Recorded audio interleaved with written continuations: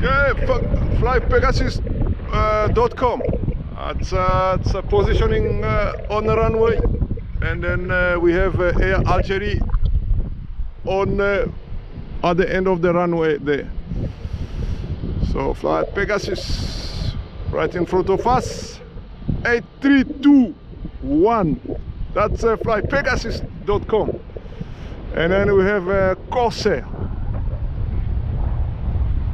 We have a Corsair right there, and then flypegasus.com. There it is. Registration Tango Charlie, Romeo Delta Zulu. There it is, Pegasus. And then we have Corsair.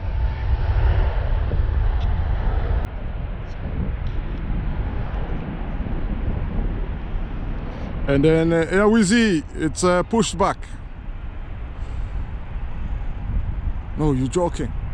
You're joking, man. That's a 330-900. No, it's going all the way. It's going all the way because it's a very heavy aircraft. You cannot afford to not go to the end of the runway just to be able to have enough length to take off. Since it's fully loaded, it has to use the full length of the runway.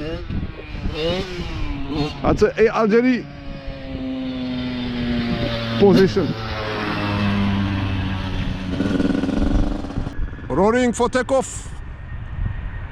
You can hear the engine roaring. That's a LIP 1Bs. It's a 737-2 737-8K2.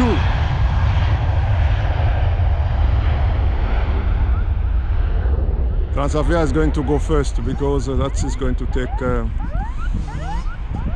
Corsair is going to take time. It's going to take time. It's going to take time. It's going to take time.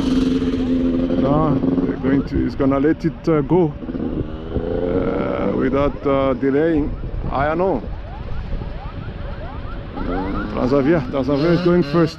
Transavia is going first. That's a priority because that aircraft to position, the 330 to position, is going to take some time. And then while the Boeing 737 is going to be fast because it's a small aircraft. So now we're having Transavia 737 lining up on the runway, positioning, and then we have Volotea the other side, which is now taxiing towards the parking bay. It's a 737-8K2 Transavia.